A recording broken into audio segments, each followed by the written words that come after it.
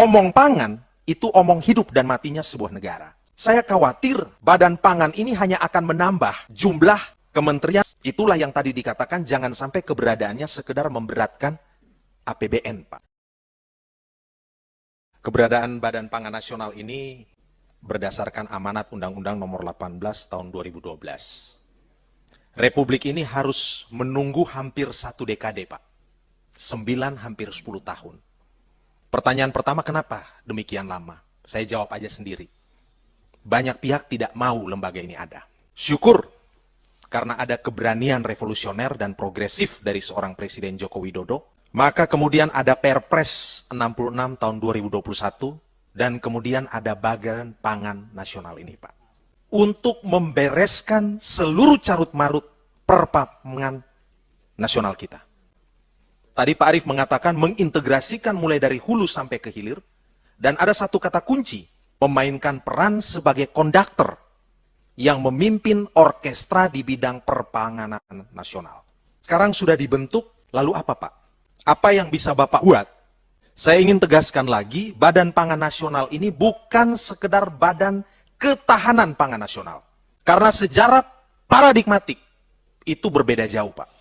Badan Pangan Nasional ini dibentuk dengan tujuan pertama, mewujudkan kedaulatan pangan. Sedikit di bawah itu, mewujudkan kemandirian pangan, mewujudkan swasembada pangan. Soal ketahanan pangan dan ketersediaan pangan itu jauh sekali di bawah kedaulatan pangan, Pak.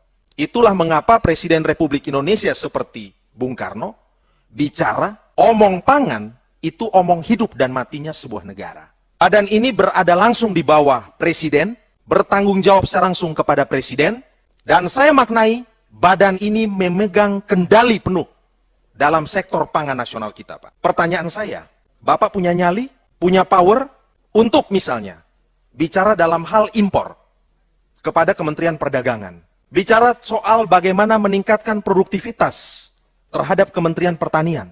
Atau juga bagaimana mengkomunikasikan ini kepada Kementerian BUMN yang di dalamnya ada BUMN di sektor pangan. Terus terang, Pak, saya belum melihat itu, Pak.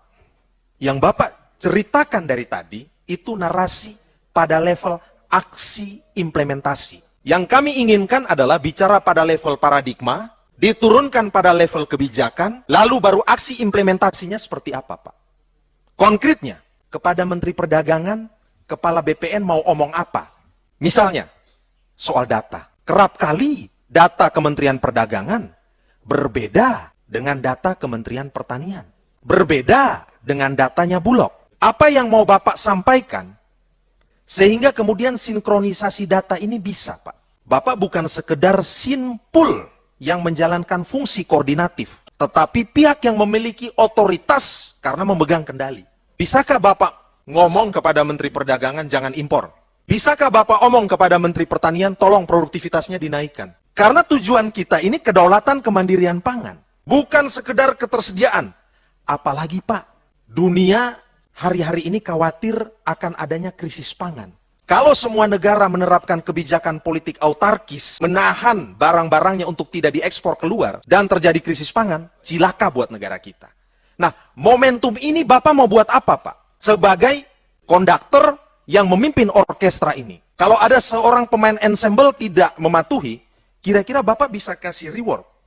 Mohon maaf, bisa kasih punishment. Saya khawatir Badan Pangan ini hanya akan menambah jumlah kementerian ataupun lembaga atau badan-badan lain yang mungkin sekarang sudah ada 15, Bapak ini menjadi badan yang ke-16. Itulah yang tadi dikatakan jangan sampai keberadaannya sekedar memberatkan APBN, Pak. Jadi kehadiran Badan Pangan ini mendapatkan full support dari Komisi 4, Pak.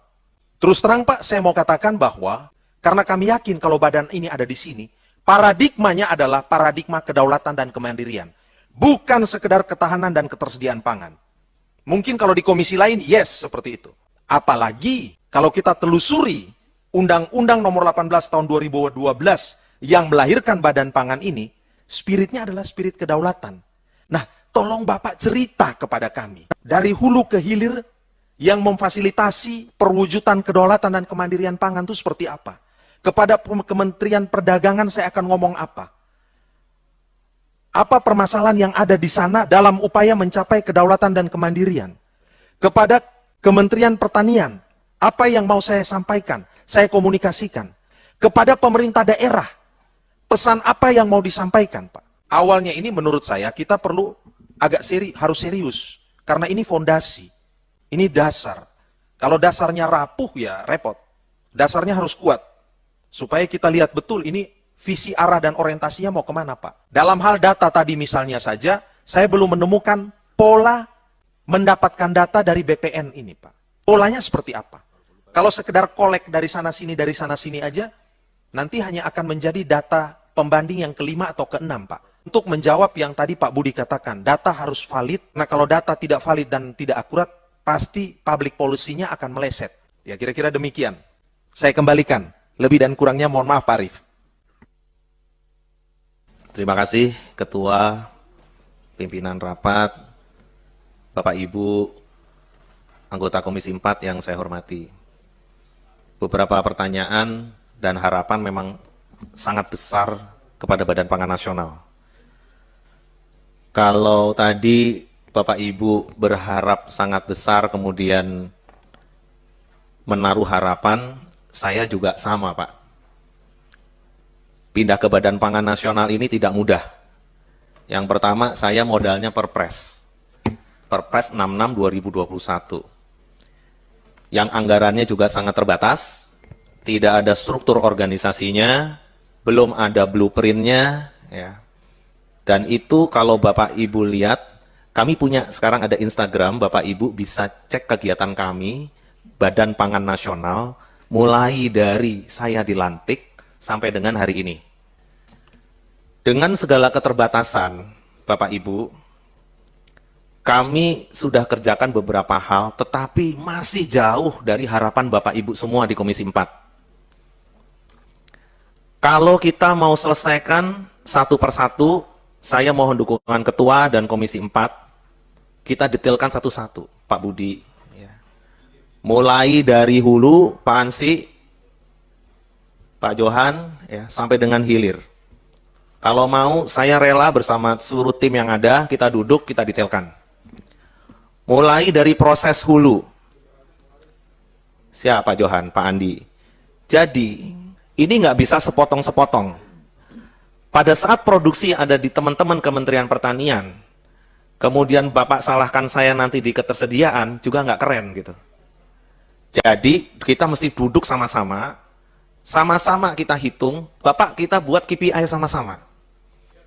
Kalau Bapak Ibu setuju, KPI-nya apa? Misal, produksi beras harus berapa? Produksi kedelai dari 250.000 harus berapa di tahun ini? Kalau mengurangi ketergantungan impor dari 3 juta, secara bertahap, tahun depan lagi gimana? Persiapan bibitnya bagaimana? Titik koordinat lokasinya pangan ada di mana? Ayo. Kemudian teknologi pasca panen, tadi disebutkan oleh Bapak-Bapak. Kita ini sekarang nggak punya teknologi pasca panen. Mau siapkan kedelai, oke. Kedelai terus pengeringnya seberapa banyak ada? Kemudian disimpannya seperti apa oleh Bulog? Perpres 48 2016 itu menyebutkan bahwa Bulog itu memang sudah ditugaskan padi, jagung, kedelai. Benar Ketua. Tapi memang kenyataannya baru mengerjakan beras. Sehingga pembangunan CDC seperti di Sumbawa, Corn Dryer Center, ya, itu saya sampaikan ke Pak Buas dan tim. Ini besok nggak boleh isinya hanya oksigen. Jadi pada saat teman-teman di Sumbawa, di Dompu itu panen, segera dikeringkan. Selama speknya tidak bisa sampai pada level itu, harganya akan ditekan di bawah. Nah, tapi untuk mengerjakan itu semua, kita perlu tadi teknologi untuk memperpanjang shelf life. Kalau di luar negeri punya cold room yang besar. Ya. Tetapi memang harus ada jaminan hilirisasi, Ketua. Mungkin demikian, tidak bisa menjawab semua, tetapi percayalah bahwa kita akan amanah Badan Pangan Nasional dan mohon dukungan termasuk anggaran. Arief, saya lihat jalan pikiran Pak Arief benar. Ada 2 hal yang perlu dilakukan Pak Arief, karena amanat undang-undang ini mengintegrasikan dari hulu ke hilir dengan semangat kedaulatan dan kemandirian. Maka 2 hal harus dilakukan Pak Arief. 1, kerja teknokratis. Itu penting supaya tahu apa-apa saja yang harus dilakukan. Karena ini lembaga baru Pak. Yang kedua, kerja politis Pak. Bapak nggak mungkin bisa menggerakkan dinas-dinas itu Pak. Tidak aplikatif, tidak implementatif. Masa cuma sekedar himbauan. Jadi menurut saya, satu kerja teknokratis untuk betul-betul memang menjadi mengerti apa yang harus dilakukan. Yang kedua kerja politis, yaitu menyangkut kewenangan otoritatif, Pak. Kalau nggak ada itu, bagaimana bisa menggerakkan, Pak? Jadi garis komandonya harus jelas, Pak. Menurut saya, dua hal ini, Pak, yang harus dilakukan. Terima kasih.